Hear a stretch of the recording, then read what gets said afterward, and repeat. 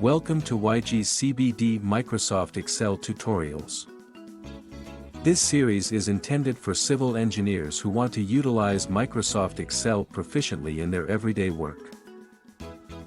Lesson 6. Introduction to the use of named ranges in formulas. Comparison of ordinary formulas and formulas with named ranges. Ordinary formulas refer to a cell address by the intersection of the column name and the row number and sometimes the sheet name, such as J8, K8 or Sheet 5, D3. These type of references are good enough when we have a few simple formulas. However, when the formulas are complicated and large in number, using named ranges makes the formulas easier to understand.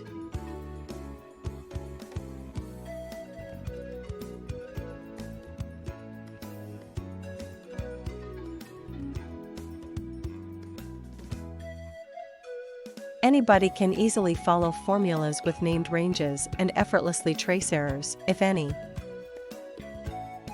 Even the person who wrote the formula finds it useful when revisiting the Excel worksheet after some time. To illustrate this very useful Excel feature, we will consider the work of an office engineer who has been given the task of calculating the unit prices of several types of manholes based on the type of wall material and dimensions.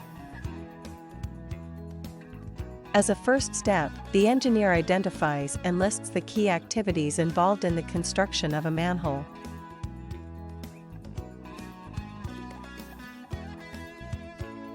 Then she tabulates the known parameters of the manholes and the key activities on an Excel table.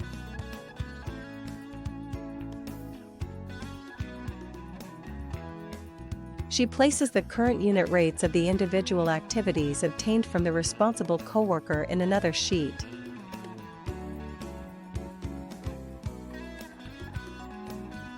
She proceeds with writing the formula for excavation as usual.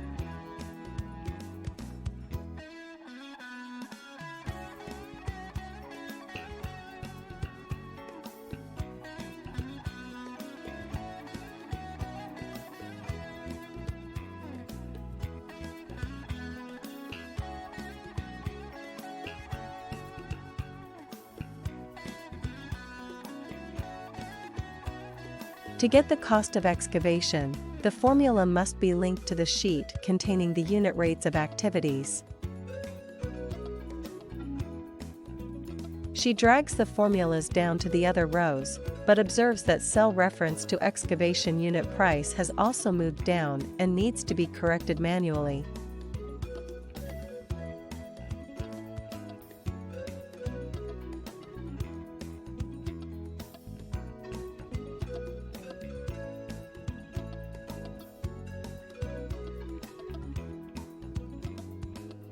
Although the calculations are now correct, she worries that the formulas may not be clear to other stakeholders. And with so many different cell references, errors might not be detected.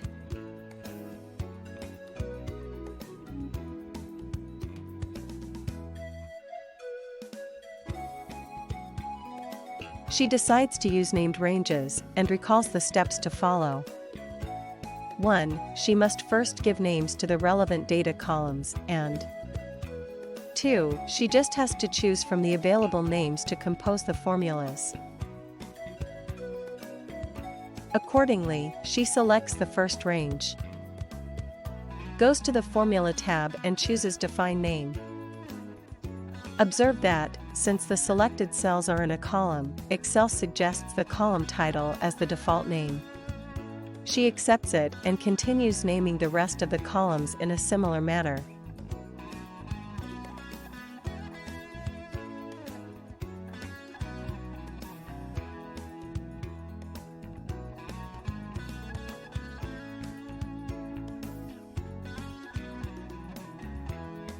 On the sheet containing the unit prices, names will be given to individual cells. If a single cell or cells in a row are selected, the default name suggested by Excel is from the cell located immediately to the left.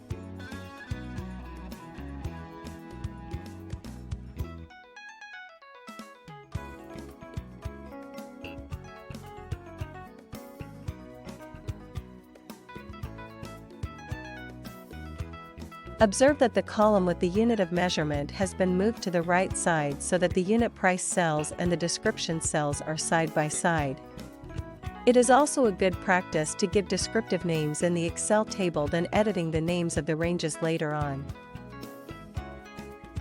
Now it is time to write the formulas.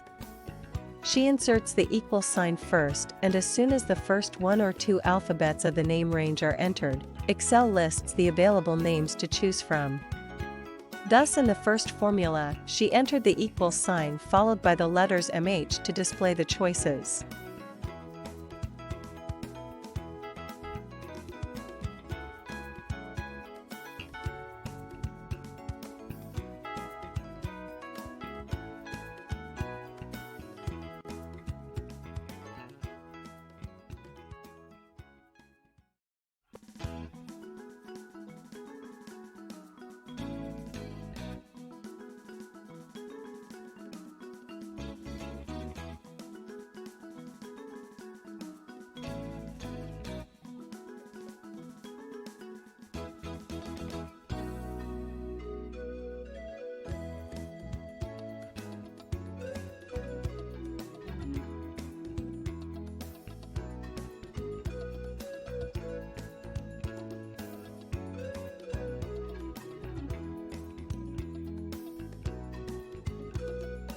After she has finished writing the formulas in the first row, she drags them down to the rest of the cells as usual.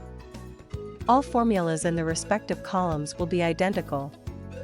If the formulas are later changed by someone or by accident, the deviations can be immediately spotted.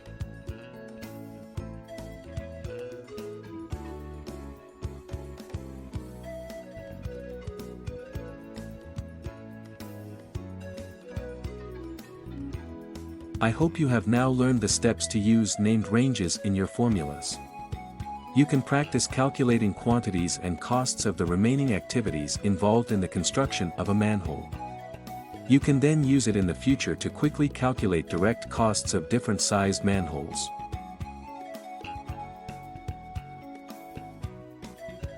Join YGs CBD Telegram group for more information. Subscribe to our YouTube channel for similar tutorials or to see how Excel can be used in different construction-related estimations. Thank you for your time.